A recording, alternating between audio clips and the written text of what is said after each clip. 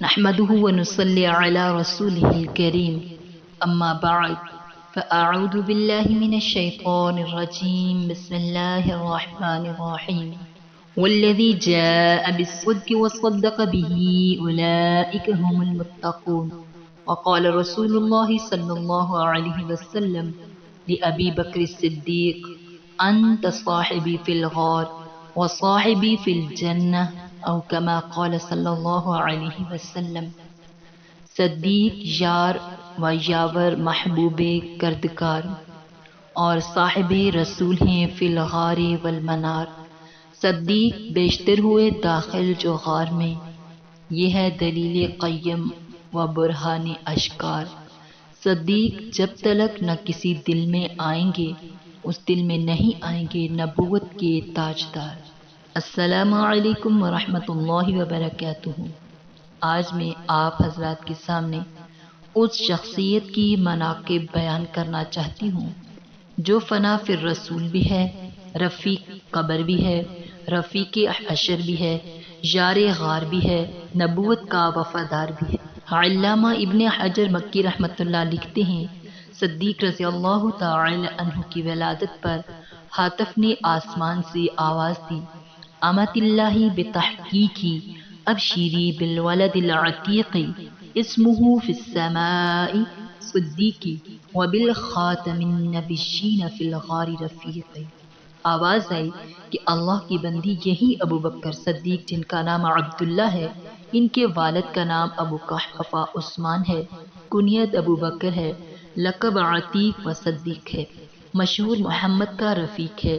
یہی وہ بچہ ہے جو آخری نبی کا قیامت تک رفیق ہے، یہی ابو بکر صدیق ہے جو وصی رسول ہے۔ سامعین سامعات توجہ کیجیے، پورے صحابہ میں افضل اعلیٰ بالا سب سے پہلا نبی پاک صلی اللہ علیہ وسلم کا رفیق، مصطفیٰ کا وزیر، مصطفیٰ کا مشیر، مصطفیٰ کا محافظ ابو بکر صدیق رضی اللہ تعالی عنہ ہے۔ پوری کائنات میں شہید بہت ہیں، بہادر بہت ہیں، محدث بہت ہیں، مفسر بہت ہیں، عالم بہت ہیں، حجاج بہت ہیں، مفتی بہت ہیں، مگر صدیق رضی اللہ تعالی عنہ ایک ہے۔ لوگ کہتے ہیں وما دمست کلندر علی کا پہلا نمبر، ان کا پہلا نمبر ہے، مگر شجاعت میں ابو بکر کا پہلا نمبر ہے، مگر خلافت میں خدا کی قسم حضرت علی رضی اللہ تعالی عنہ حضرت عثمان رضی اللہ تعالی عنہ کے خلیفہ ہیں، حضرت عثمان رضی اللہ تعالی عنہ حضرت عمر رضی اللہ تعالی عنہ کے خلیفہ ہیں، حضرت عمر رضی اللہ تعالی عنہ صدیق اکبر رضی اللہ تعالی عنہ کے خلیفہ ہیں۔ پیغمبر صلی اللہ علیہ وسلم کا خلیفہ تو صرف ابو بکر صدیق رضی اللہ تعالی عنہ ہے، جس کا لقب خلیفۃ الرسول بنا۔ صدیق رضی اللہ تعالی عنہ وہ آدمی ہے جس کے بارے میں پیغمبر صلی اللہ علیہ وسلم نے فرمایا، ساری دنیا پر میرا احسان ہے، مجھ پر صدیق کا احسان ہے۔ میں کہتی ہوں حضرت علی رضی اللہ تعالی عنہ اور ابو بکر رضی اللہ تعالی عنہ میں بڑا فرق ہے، نہ سمجھے تو بیڑا غرق ہے۔ علی کے گھر کو پیغمبر صلی اللہ علیہ وسلم نے آباد کیا، پیغمبر صلی اللہ علیہ وسلم کے حجرے کو صدیق نے آباد کیا۔ علی رضی اللہ تعالی عنہ داماد ہے تو ابو بکر رضی اللہ تعالی عنہ خسر ہے۔ نبی سچا تھا، ابو بکر رضی اللہ تعالی عنہ صدیق بن گیا۔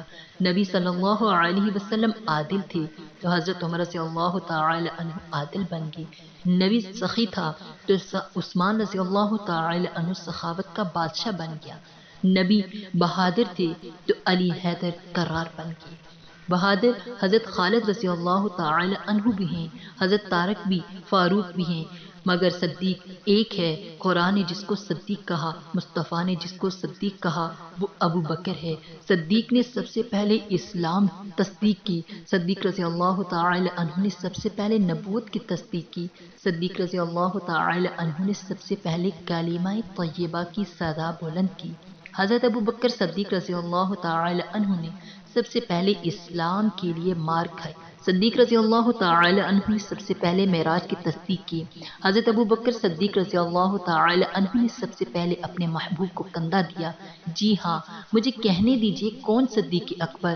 وہ صدیق اکبر رضی اللہ تعالی عنہ جس کے قول و فعل میں صداقت تھی، جن کی طبیعت میں شفقت اور محبت تھی، جن کے قلب منور میں روحانیت تھی، جن کی دعا میں مقبولیت تھی، جن کے کردار میں بلندی اور رفت تھی، جن کے جلوت و خلوت میں رسول اللہ صلی اللہ علیہ وسلم کی سنت تھی، جن کو حاصل نبی آخر الزمان صلی اللہ علیہ وسلم کی خلافت تھی، امامت کے ساتھ ساتھ جن کے ہر فیصلے میں عدالت، جن کے مال میں سخاوت تھی، راہ خدا میں گھر کا گھر لوٹا دینا جن کی عادت تھی، وہ صدیق اکبر رضی اللہ تعالی عنہ جن کا ہر عمل اتباع رسول صلی اللہ علیہ وسلم اور ہر سانس رضائے رسول صلی اللہ علیہ وسلم میں صرف ہوتا تھا، ان کی زندگی کا ایک ایک لمحہ منشا رسالت کے مطابق اور مزاج رسول اللہ صلی اللہ علیہ وسلم میں ڈلا ہوا تھا۔ صدیق اکبر رضی اللہ تعالی عنہ نے ہر مقام پر اسلام کے پرچم کو بلند کیا، سب کچھ لٹا کر سب کچھ نثار کر کے آخری وقت امت کی کفن بھی نہیں مانگا، وہ بھی اپنی پھٹی پرانی چادروں میں ملبوس ہو کر داری فانی سے سرخرو ہو کر رخصت ہو گیا، اور جاتے جاتے دنیا کو سبق دے گیا کہ صدیق وہ ہوتا ہے جو اسلام کو سب کچھ دیتا ہے لیکن اسلام سے کچھ نہیں لیتا۔ میں آپ سے آخر میں اس شعر کے ساتھ اجازت چاہتی ہوں۔ پہلوئے مصطفیٰ میں بنا آپ کا مزار، پہلوئے مصطفیٰ میں بنا آپ کا مزار، پہنچی وہیں پہ خاک جہاں کا خمیر تھا، پروانے کو شمع، پروانے کو شمع، بلبل کو پھول، بس صدیق کے لیے خدا کا رسول بس، وما علینا الا البلاغ المبین۔